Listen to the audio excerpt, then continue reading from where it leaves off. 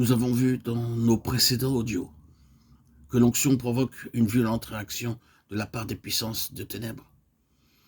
Nous allons examiner maintenant sous un autre angle les conditions nouvelles qui résultent de l'onction pour celui qui la reçoit. Ces conditions nouvelles se présentent sous la forme d'une éducation, d'une discipline, d'un apprentissage qui suit immédiatement l'onction ou qui se poursuit parallèlement avec elle. Les deux choses, du reste, onction et discipline, sont si intimement liées dans leurs effets qu'il est souvent difficile de distinguer entre ce qui est de l'une et ce qui est de l'autre.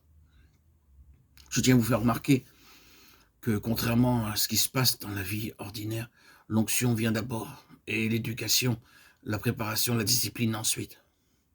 Quand un homme est appelé à occuper un poste élevé dans les choses de cette terre, il faut qu'au moment de son élection, sa préparation soit achevée. Il ne saurait prétendre à cette situation-là s'il ne peut établir qu'il possède toute l'expérience nécessaire et toutes les connaissances requises. Dans les choses de Dieu, c'est l'inverse qui se produit. Le Seigneur commence par oindre, puis, sur la base de l'onction conférée, il entreprend notre éducation. Peut-être ne réalisons-nous pas pleinement, sur le moment, que nous avons reçu l'onction, mais peu importe. Même si nous n'avons pas nettement conscience de l'avoir reçu, même si nous n'avons aucune des impressions et des sensations qu'on s'imagine volontiers, et à tort en être les manifestations nécessaires, dès l'instant où nous sommes ou c'est à proprement parler une histoire spirituelle qui commence. Dieu se met à l'œuvre dans notre vie pour la réalisation de son plan. Et nous traversons alors toute une période riche en événements de toute nature et dont chaque tournant, chaque crise est en rapport avec l'objectif de notre onction. Ce que nous disons là n'est pas si difficile et compliqué qu'il y paraît à première vue. Prenons la chose sous une forme plus concrète. Nous nous sommes, vous et moi, consacrés un jour au Seigneur. Nous avons un jour reçu le Saint-Esprit. Nous sommes devenus des membres authentiques du corps de Christ. Et par là même, nous avons eu part à l'onction sainte. À partir de ce moment-là, Dieu nous a réservé une tâche qui nous est propre. L'accomplissement d'un fragment spécial de son plan éternel. Une place dans le témoignage de Jésus que personne d'autre ne peut occuper. Chacun de nous, dans la pensée de Dieu, a été mis à part pour remplir un ministère particulier dans l'intérêt de l'ensemble pour apporter au témoignage en tant que formant un tout, une contribution effective. C'est à cela que nous étions destinés dans la préscience de Dieu. Et c'est pour cela que nous avons reçu l'onction.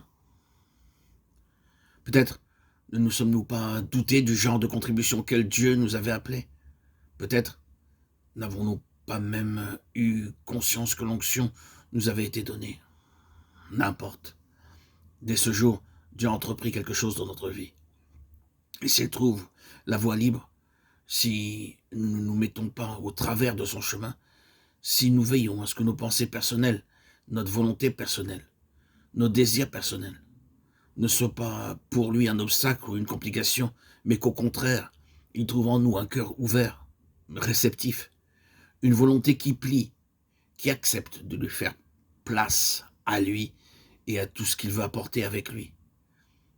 Il se trouve alors que toute notre histoire subséquente, celle par laquelle il nous fait passer aussi bien que celle par laquelle il passe en nous, converge vers le même point, la réalisation du but spécial de notre onction. Dorénavant, toute la puissance de l'onction se manifestera dans ce sens-là.